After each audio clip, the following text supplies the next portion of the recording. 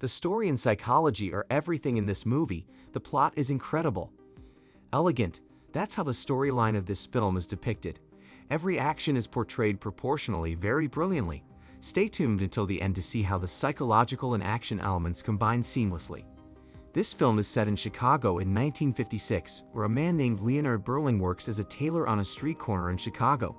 Leonard is a professional tailor with many customers because he makes excellent suits at his workplace. Leonard employs a receptionist, a woman named Mabel. Leonard is an English citizen who moved to America after a fire struck his previous business, killing his wife and daughter. When Leonard went to England, he immediately got a client, a mafia boss named Roy Boyle, who gave him a place to open his own business in Chicago. Leonard often gets clients from Roy's men. In this place, Roy also created a secret transaction spot for his members, and Leonard didn't care about that. All he wanted was to work, so Leonard could be said not to care about what was happening there. Leonard continued to work as usual and professionally. One day, as usual, Richie Boyle, Roy's son, and Francis, his father's confidant, always came to pick up envelopes from their members. The envelopes contained information and so on. That day, Francis got an envelope from the top organization called the Outwit. The envelope was marked with a special symbol because it contained confidential information. Leonard was told to leave. While outside, Leonard talked to Mabel. This woman had worked with Leonard for a long time, so Leonard considered her like his daughter. Mabel had a dream that one day she could leave Chicago and go to another country. While chatting, Richie and Francis came out after finishing their business. Leonard suggested that Mabel get close to Richie, but Leonard later forbade her because Richie was a member of the Mafia, and the Mafia were dangerous people. Although they were near, Leonard still wanted Mabel to leave someday and achieve her dreams. After that, Mabel left after her shift ended, while Leonard stayed in his shop to finish the orders that needed to be completed until he fell asleep in his workshop. In the middle of the night, he woke up because he heard someone entering his shop. It turned out to be Richie and Mabel, who had possibly just returned from a date. They thought Leonard had probably gone home, so they chatted casually there. At that time, Richie was in a bad mood because Francis, the person always with him, was too paranoid. Richie explained that in their group, someone was an informant for a mafia group from the French nationals. Roy, Richie's father, trusted Francis too much, which made Richie upset. This trust was because Francis had taken 6 bullets to save Roy during a mafia battle. Since then, Francis had gained a place by Roy's side. Hearing their conversation, Leonard accidentally dropped a ring, so he pretended to be asleep at his workbench, thinking they might disturb his rest. They then decided to leave. The next day, activities went on as usual. Mabel continued to work, receiving guests, Leonard served his customers, and Mafia members kept coming and going, placing information in the backroom box until evening came. Richie and Francis, as usual, came to pick up the envelopes. One of the envelopes from the outfit was also there. When opened, the envelope contained a tape with a note that their group had an informant. One night, while working late, someone rang the shop doorbell. It turned out to be Richie and Francis. Richie had a gunshot wound to his stomach. Francis then ordered Leonard to help take care of Richie while instructing Leonard to apply pressure to the wound. Francis made a phone call to Roy to report Richie's condition, as the LaFontaines had ambushed them. Since it was not possible to get a doctor that night, given the dangerous situation outside, Francis forced Leonard to stitch up Richie's wound. Richie refused, but Francis insisted, even pointing a gun at Leonard. At that moment, Francis did not trust anyone, including Leonard, due to the informant within their organization. Not wanting to be shot, Leonard decided to stitch up Richie's wound using his tailoring tools. Richie passed out from the pain caused by Leonard's stitching. After stitching the gunshot wound, Richie was finally saved from the risk of bleeding out. After cleaning himself up, Leonard saw Francis holding the evidence tape about the informant. Francis then ordered Leonard to wait for Roy and to guard the evidence. Leonard asked Francis to take Richie with him, or at least to leave with the evidence. Leonard had never cared about what they did, so he begged Francis not to involve him because he would be weak and helpless if an attack came. Witnessing how Leonard saved Richie, Francis then placed his trust in Leonard. Francis then explained what was inside the briefcase. The tape was evidence that the FBI was wiretapping them, and the informant installed the wiretap device. When Francis and Richie tried to listen to the tape at Alan's place, where the player was, they were caught by the LaFontaines before they could hear it. The other Mafia wanted to seize the tape to fight against their group. It was important to listen to the tape because they could find out where the wiretap was installed, and thus find the informant. If Francis had the player, the informant wouldn't survive the next day. Francis ordered Leonard to guard the tape and wait for Roy to come in 3 hours. Not wanting to take any risks, Leonard devised a plan while stitching something. Richie woke up from his unconscious state and asked where Francis was. Leonard said that Francis had gone out to find a way to play the tape so they could see the informant. Richie was puzzled because Francis usually wouldn't readily share such information. They chatted casually. Leonard told how he first came to Chicago and how Roy, Richie's father, gave Leonard a place and became his first customer. Unexpectedly, Leonard admitted something to Richie, saying that he was the informant. He let the FBI install the wiretap and sold the information. However, Leonard was joking to entertain Richie. Leonard told how he had spent decades learning to be a cutter in London until blue jeans became popular fashion for men who couldn't afford suits. This was one of the reasons Leonard moved to America. Afterward, Leonard steered the conversation and prompted Richie to suspect Francis. Leonard told Richie not to think that Francis had anything to do with it. If Francis had gone out to find the informant, it didn't mean he was the informant. Why go through the trouble of looking for the informant if he was the informant himself?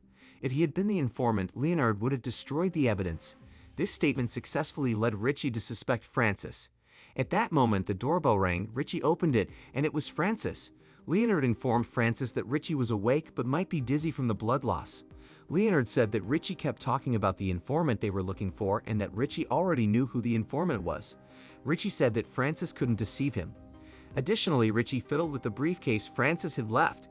Leonard said he had never left Richie except to open the door for Francis. Leonard cleverly managed to make both men suspicious of each other. Francis said he had returned to get the tape to play it at his friend's place. Richie wanted to go with him, but Francis refused because Richie wasn't in good condition. Richie grew more suspicious. He suggested waiting for his father to come so they could listen to it together, but Francis refused again, saying that the longer they let the informant live, the more danger Roy faced. Richie provoked Francis by saying that Roy was his father.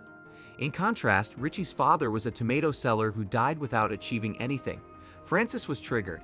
He still wanted to take the briefcase but was confronted by Richie. They struggled over the suitcase until it was thrown and opened. They were both shocked to find it empty.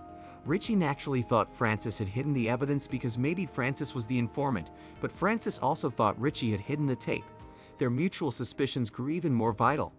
After they were in a tense situation, Leonard's foot accidentally touched something, diverting Richie's attention. Francis grabbed his gun. Richie shot at Francis but missed. Instead, Francis managed to hit Richie in the neck. As a result, Richie died. After Richie died, Francis searched for the tape he thought Richie had hidden. While he was busy exploring, Roy suddenly arrived. The two hid Richie in a storage box while Francis cleaned up the bloodstains.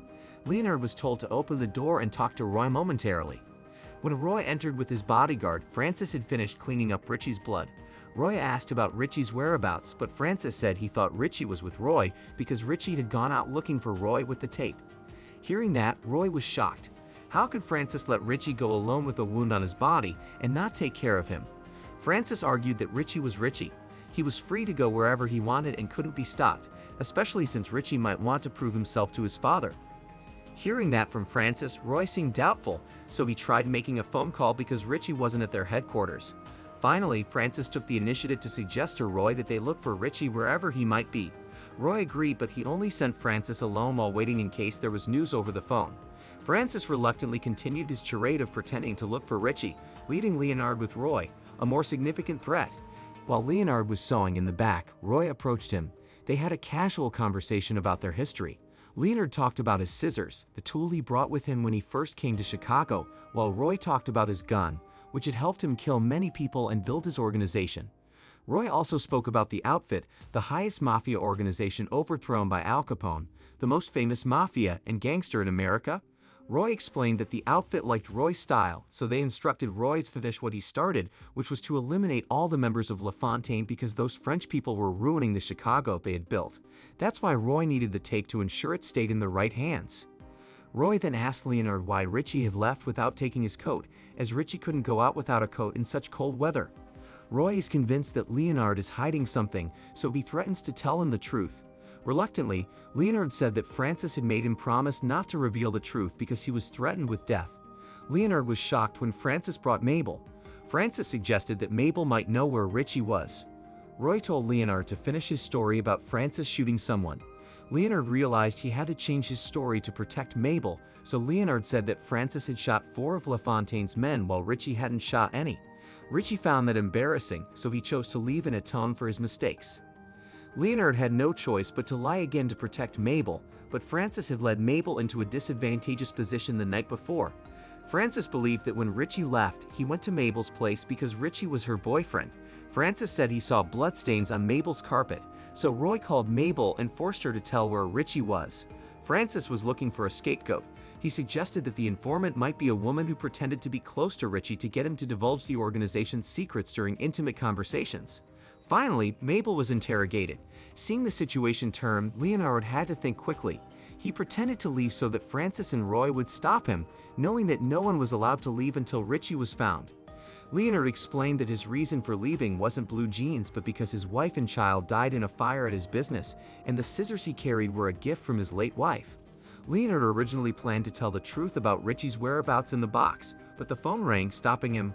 Roy then told Leonard to answer the phone. Leonard saw an opportunity to save Mabel and said the caller was Richie. Richie reported hiding from LaFontaine and that the tape was safe. Leonard wrote down an address for Roy to go to, saying Richie was waiting there in 20 minutes. Hearing Leonard's statement, Frances was naturally puzzled about what Leonard was trying to do. Roy decides to take his men to pick up Richie, but Frances, who knows the truth, asked Roy to wait there just in case something unexpected happens, especially since Leonard and Mabel cannot be trusted. Roy agreed and left the place. Leonard had to think fast again. Frances asked Leonard to be honest about who had called. Leonard said it was Roy's man, informing them that Richie had yet to be found. So Leonard gave Roy a fake address. Frances didn't believe it, so he threatened Mabel with a gun to get Leonard to reveal his plan. Leonard then said that Roy and his men were heading to an ambush by LaFontaine. Wondering how LaFontaine knew the address, Leonard revealed that Mabel had informed LaFontaine about it because Mabel was the informant they had been looking for all along. Leonard had known that Mabel was selling information to LaFontaine so she could leave Chicago. But because she was afraid of being caught by Roy's men, especially Frances, Mabel helped the FBI set up the wiretap to get Roy's men arrested before they could find Mabel. However, Mabel didn't expect that the outfit would know about the wiretap, so Mabel contacted LaFontaine again, hoping that LaFontaine and Roy would kill each other before they found Mabel. After hearing Leonard's explanation, Mabel admitted that she was the informant. Frances was shocked by this revelation. Leonard said he had hidden the tape in the suit he had been sewing. Leonard then gave Frances two options. If Mabel did not make the call, Roy would return and kill them all because Richie could not be found, or let Mabel give the address and also hand over the recording so that LaFontaine would kill Roy in the ambush. In return, Frances would take over the organization, replacing Roy. Initially, Frances did not want to betray Roy, but he had no choice. So Frances ordered Mabel to call LaFontaine. The two listened to Mabel speak French, informing LaFontaine about Roy heading to the fake address. Additionally, Mabel said that LaFontaine wanted to buy the recording in an hour. Leonard then revealed what happened to Richie. Naturally, Mabel was shocked to see her ex-boyfriend in the box. Shortly after, LaFontaine arrived. Frances planned to kill Madame LaFontaine, the head of the organization. If the money were right, Frances would leave and kill them all. Before that, Mabel also told Leonard that Frances would likely kill them both afterward. So when LaFontaine arrived, Leonard quickly devised a plan to save himself and Mabel from Frances. Without hesitation, LaFontaine brought a large box of money. Before the signal was given, Leonard took over the situation, joined the game, and managed to lure Frances out of hiding. Frances initially tried to negotiate but failed because Madame LaFontaine executed him before Frances could pull the trigger. Madame LaFontaine was impressed with Leonard. How could a tailor who had only been observing and keeping quiet devise such a plan?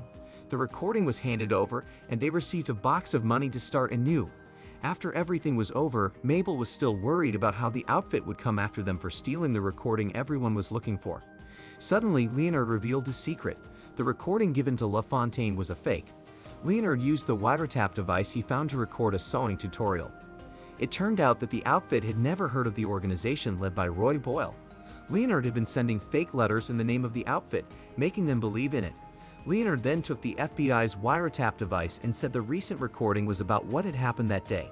He handed it to Mabel to give to the FBI agents. It was enough to punish Roy's remaining men and substantial evidence to arrest Madame LaFontaine for killing Roy Boyle. Mabel realized that Leonard had orchestrated everything cleverly. Leonard told Mabel to go somewhere she wanted. Mabel wanted Leonard to go with her, but Leonard refused, saying he could start anew independently. They parted ways, wishing each other well. After Mabel left, Leonard prepared to leave the scene. He dressed in his best clothes, packed his belongings, and planned to burn the place down. However, just as the shop was burning and he was about to leave, Frances, still alive with his remaining strength, tried to kill Leonard. Leonard was shot in the hand. After Francis ran out of bullets, he chased Leonard with a knife. Before Francis could kill him, Leonard revealed his true identity. Before coming to America, he was a gangster in London. In his previous life, Leonard was forced to do things he didn't want. That's why his house was burned down, killing his wife and child. As Francis tried to stab him, Leonard managed to dodge and retaliate with his scissors. The following day, Leonard left his burning shop to start his life anew. The film ended.